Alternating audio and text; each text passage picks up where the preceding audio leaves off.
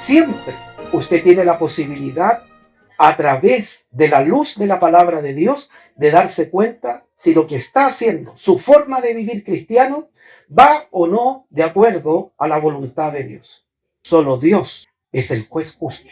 Solo Dios determinará si estamos en el camino o no. A esta hora, la Iglesia Metodista Independiente se reúne para presentar su programa En Espíritu y Verdad. Dios es Espíritu, y los que le adoran en espíritu y verdad es necesario que le adoren. Bienvenidos al programa de hoy.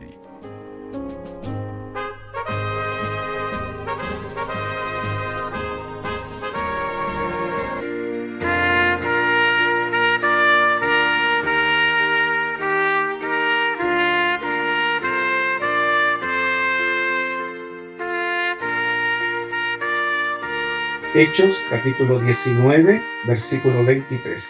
Dice: entonces hubo un alboroto no pequeño acerca del camino. El título, El camino, que aparece acá en Hechos 19, 23, hace referencia a la designación más antigua para los seguidores de Jesús. Antes de que nos llamaran cristianos en Antioquía, éramos conocidos como los que pertenecían a el camino. Así dice las Sagradas Escrituras. Y el contexto de este pasaje de Hechos capítulo 19 nos sitúa en uno de los momentos más dramáticos y significativos del tercer viaje misionero del apóstol Pablo. Como consecuencia de la predicación del Evangelio, dice la narración bíblica, se produjo una mezcla explosiva de religión que tenía vinculado economía y poder político que estaba ahí en la ciudad de Éfeso. Éfeso no era cualquier ciudad, era el centro comercial y religioso de la provincia romana de Asia. Su mayor orgullo era el templo erguido en honor y para la adoración de la diosa Diana, también conocido como Artemisa. Y la ciudad en aquel entonces vivía del turismo religioso. Se creía que una imagen de la diosa había caído del cielo. Bueno, muchos decían que fue un meteorito del cual sacaron el material para hacer dicha escultura. El conflicto o disturbio que aparece acá en Hechos capítulo 19 no empezó por una discusión teológica, sino por una situación financiera. Y aparece un personaje acá en Hechos capítulo 19, de nombre Demetrio, ciudadano de Éfeso. Y era conocido como Demetrio el Platero. ¿Por qué? Podríamos decir que lideraba el gremio de los artesanos que fabricaban réplicas de plata del templo de Diana. Y cuando Pablo llegó a predicar, la Biblia nos dice que ya Pablo llevaba algunos años y cada vez que hacía un viaje se iba como a las colonias judías que tenían sinagogas. ¿Y qué es lo que hacía Pablo? A similitud de nuestro Señor Jesucristo, enseñaba a los judíos sobre el Mesías, sobre la salvación. Y fíjense que el versículo 26 de Hechos 19 dice lo siguiente: y veis y oís que este Pablo, no solamente en Éfeso, sino a muchas gentes de casi toda el Asia, como buen evangelizador, ha apartado con persuasión, diciendo que no son dioses los que se hacen con las manos. Aquellas esculturas, aquellos templos que los tenían tal vez en diferentes tamaños, la gente los compraba como un comercio religioso, pensando que esas figuras, esa imagen del templo, les protegía. Y tal vez unirlo y vincularlo a lo que ocurre hoy en día, especialmente en la Iglesia Apostólica Romana, donde tal vez en décadas anteriores era más fuerte aún la venta de imágenes, la venta de altares para rendir culto, tributo a la adoración particular que representan cada uno de esos falsos dioses. El templo de Diana, lógicamente, era visitado por mucha gente y no había turista que no se llevara uno de estos elementos. Por tal razón, cuando Pablo empieza a predicar que Dios no habitaba en ese tipo de templo, y muy por el contrario, que la diosa Diana simplemente no era nada, no era digna de adoración, porque el único digno de adoración era Dios, enseñándole a los judíos, esta predicación se extendió. Y como les afectó a los vendedores, dice que la protesta de los plateros se convirtió en un motín masivo. La multitud arrastró a unos compañeros de Pablo. ¿Quiénes eran? Gayo y Aristarco. ¿Dónde fueron arrastrados para que pudieran estar ahí delante de mucha gente? Al teatro de la ciudad, que tenía una capacidad de 25.000 personas. El texto dice que había una confusión total. Unos gritaban una cosa y otros otra, porque la concurrencia estaba confusa y los más no sabían por qué se habían reunido en aquel lugar. La gente decía, vamos al teatro para escuchar una postura que debe ser exterminada de nuestra región. Ellos vivían del comercio religioso y con lo que se estaba predicando, cada vez veían disminuidas sus ganancias. Y esto describe perfectamente cómo el fanatismo ciego puede manipular a las masas, como se hizo con la gente que pidieron la crucifixión de Jesús. Durante 2 horas, dice la palabra de Dios, la multitud gritó a una sola voz. ¿Saben lo que gritaban ellos? Grande es Diana de los Efesios. El funcionario civil de más alto rango en aquel instante, cuando escuchó este griterío, logró de alguna manera calmar a la gente. Su argumento fue práctico y legal. Si ustedes quieren ver los detalles, lean ahí este capítulo de Hechos. ¿Y qué es lo que puso? Si Demetrio, el platero, tiene una queja, que vaya a los tribunales, ya que corren el riesgo de ser acusados de sedición, rebelión en otras palabras, por Roma, ya que no había una causa legal para semejante alboroto. Simplemente era una postura con respecto a otra. Todo esto que las Sagradas Escrituras nos narran fue porque se predicaba el Evangelio por unos, según los habitantes de Éfeso, llamados los del camino o el camino. Sin duda alguna, este nombre otorgado a los primeros cristianos reflejan la fidelidad de la predicación a nuestro Señor Jesucristo, quien declaró en Juan 14:6, Jesús le dice, yo soy el camino y la verdad y la vida. Nadie viene al Padre sino por mí. Por eso, estimado hermano y hermana, usted y yo no podemos olvidar a aquellos primeros cristianos que reflejaban vívidamente lo que Cristo quería que nosotros hiciéramos. Vivir el camino. Si nos ven, la gente debe decir, ellos andan en el camino.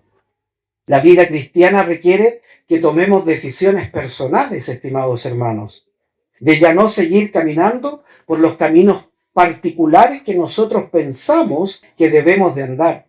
Lo más probable es que nuestros caminos sean caminos anchos, donde nos permitimos muchas cosas que de acuerdo a la palabra de Dios no son correctas.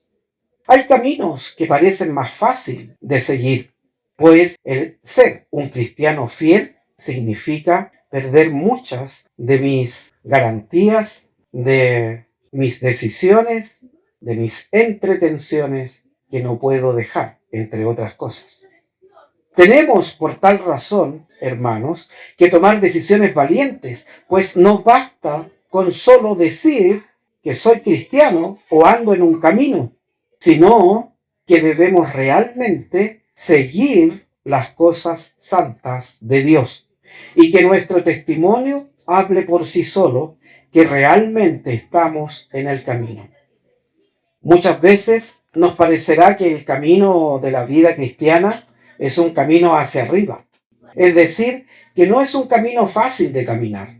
Y empezamos a poner nuestros obstáculos: tiempo para descansar, la familia, el trabajo, el estudio, etcétera, etcétera. Que si bien todo esto es lícito, pero no puede ser más importante que Dios. El camino hacia arriba y seguir el camino, sin duda, está lleno de obstáculos, de pruebas, de dificultades. Y la palabra de Dios nos declara que el camino del entendido, del hombre que ha obedecido la voz de Dios, siempre será hacia arriba. Y no solamente tenemos que ver las dificultades que enfrentamos, sino que tenemos que reconocer que estamos avanzando. Estamos creciendo en fe si estamos y perseveramos en el camino. Tenemos que reconocer aquellas cosas que hemos dejado atrás y en la medida que subimos en el camino, podemos mirar atrás y ver cuántas cosas hemos dejado. Y el horizonte parece ser más claro al estar en altura. Tenemos un mayor campo visual que nos da la posibilidad de comprender mejor dónde estamos. Pero en la medida que seguimos el camino ancho, que es hacia abajo, cada vez estaremos más hundidos y cada vez nos vamos alejando de lo que agrada al Señor. Proverbios 10:29. Fortaleza es al perfecto el camino de Jehová, mas espanto es a los que obran maldad. Si caminamos en pecado o hacemos cosas que desagradan a Dios, esto no será para edificación, pero será de fortaleza seguir el camino de Dios. Si caminamos por el camino de Dios con un corazón que quiere agradarlo, con el verdadero deseo de hacer lo bueno y lo recto delante de sus ojos, con la confianza de que si fallamos y caemos, podemos venir a Él para confesar nuestros pecados y recibir de Él su gracia y su misericordia. El camino de Dios será fortaleza y edificación para nuestra vida. Pero si por el contrario queremos caminar por el camino de Dios, pero con el corazón lleno de mundanalidad, de pecados ocultos, viviendo una doble vida, viviendo una vida cristiana fingida, llena de hipocresía, el camino de Dios será de destrucción para nuestra vida, porque la disciplina de Dios vendrá para nosotros. Hebreos 12, del 5 al 6.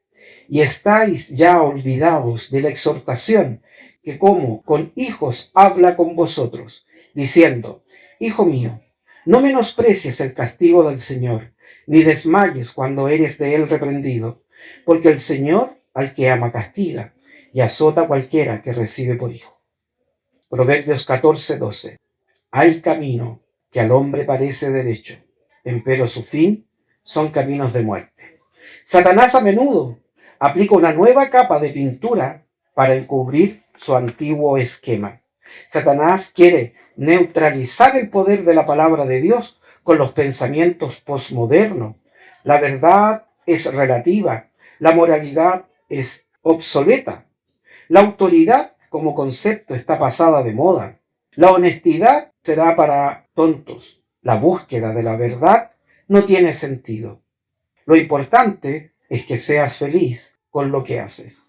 Muchos quieren seguir este tipo de pensamientos modernos, guardando esta actitud, pero se olvidan de lo que acabamos de leer en Proverbios 14:12, que hay caminos que al hombre parecen rectos. Y cuando la Biblia dice parecen, es porque está nuestro ojo subjetivo de la calificación de lo que vemos. Será el parámetro nuestra conciencia, nuestro razonamiento humano o el deseo de mi corazón quien dictaminará si es bueno o malo lo que veo, lo que hago. Recuerde que del corazón provienen los malos pensamientos.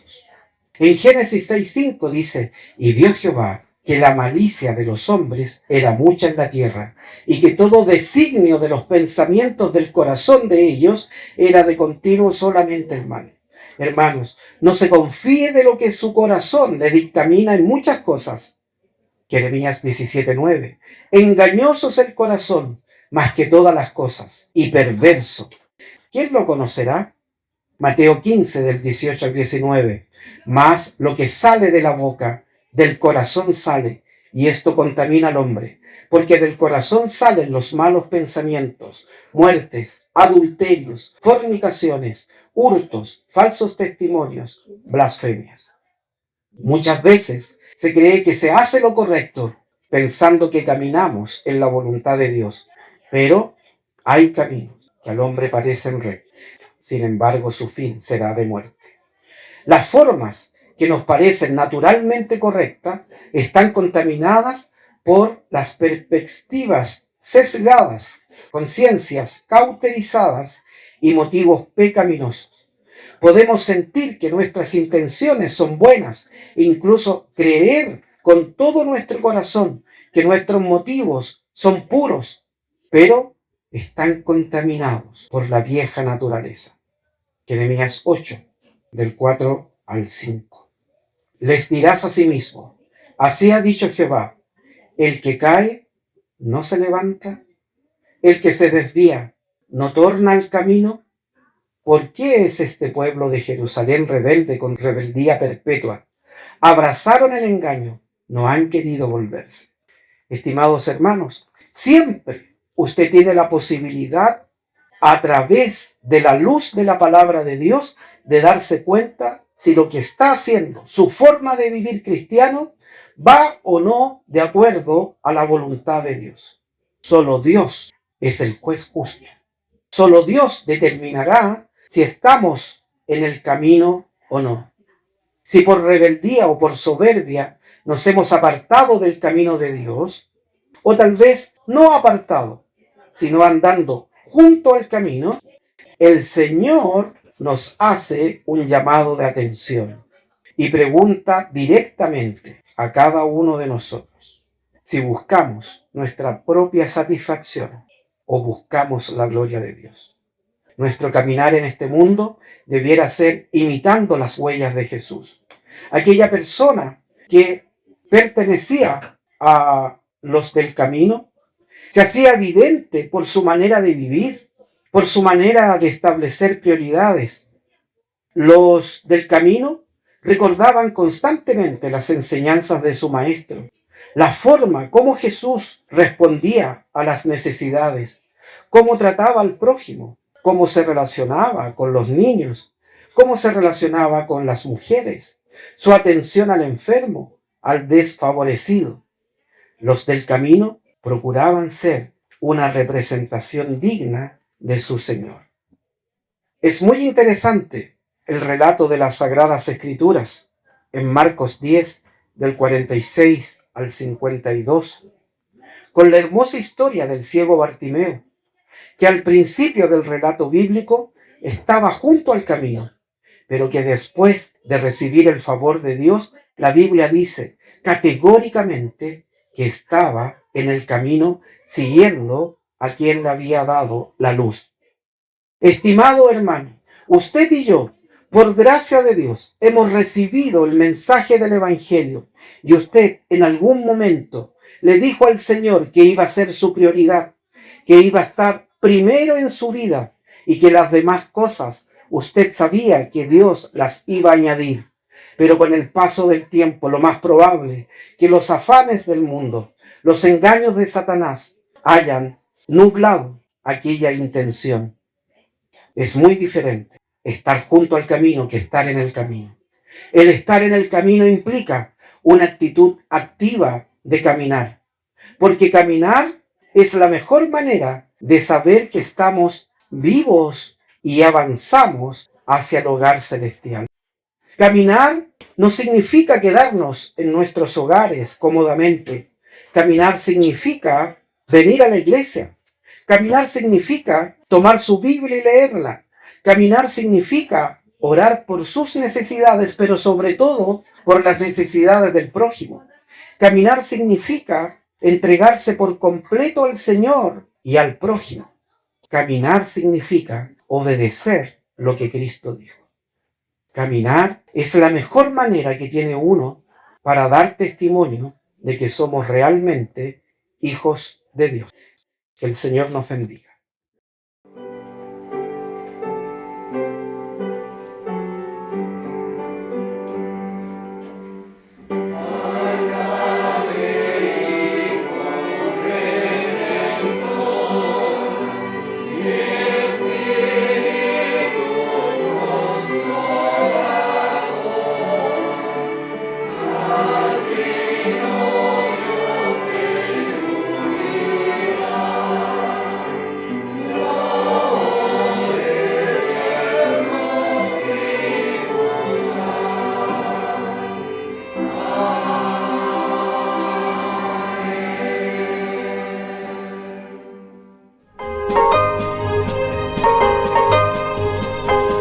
Hasta aquí, la Iglesia Metodista Independiente ha presentado En Espíritu y Verdad. Dios es Espíritu, y los que le adoran, en espíritu y verdad es necesario que le adoren. Que el Señor les bendiga.